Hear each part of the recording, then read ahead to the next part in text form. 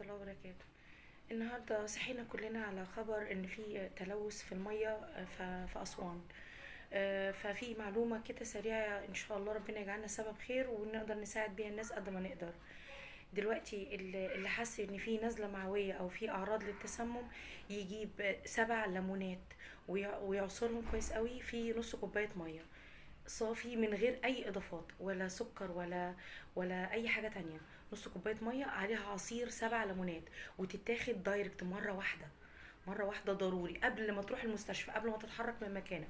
حسيت ان في نزلة معوية، في ترجيع كتير، في اسهال، خد عصير 7 ليمونات على نص كوباية مية وتتشرب مرة واحدة.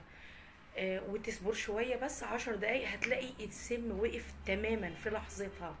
يا جماعة والله عن تجربة، أنا دكتورة أخصائية علاج بالطب البديل وعلاج بالأعشاب، وعن تجربة فعلا.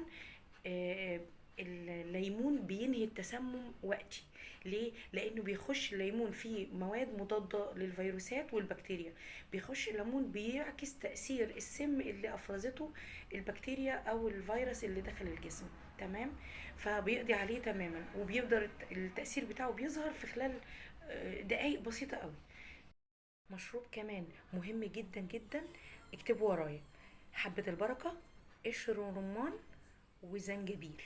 3 حاجات دول: حبة البركة وقشر رمان وزنجبيل. قشر رمان انهي؟ لو في عندكم قشر رمان مجفف مطحون ماشي، مفيش هتجيبوا الرمان العادي، القشر بتاع الرمان العادي اللي هو الرو الثمرة الطري، وتقشروا القشر بتاعه وتشيلوا منه الجزء الابيض، وعايزين الجلده الحمراء.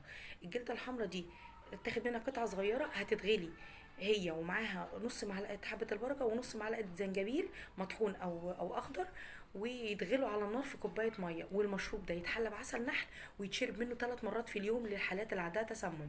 والله يا جماعه يوم تاني يوم هيكون المريض خف تماما. دي اعشاب طبيعيه ملهاش اي اثار جانبيه، بس ليها قدره قويه جدا على قتل البكتيريا اللي دخلت الجسم، وعكس التاثير بتاع السم بتاعها. يبقى عصير ال7 ليمونات في كوبايه ميه، في نص كوبايه ميه، يتشرب دايركت مره واحده. ويتعمل المشروب الدافي التاني اللي هو عباره عن زنجبيل وحبه البركه وقشر الرمان، يتعمل زي الشاي مغلي كده، ويتشرب مرتين او 3 مرات في اليوم، مره الصبح مره الظهر مره بالليل.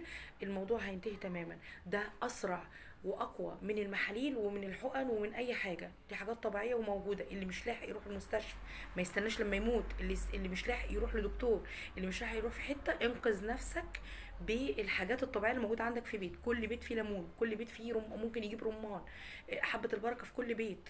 سهل الموضوع، اعملوه اللي بقول لكم عليه بالظبط. ان شاء الله ربنا يشفيكم ويعفى عنكم، ويجعلها يا رب ان شاء الله تنتهي على خير الازمه دي.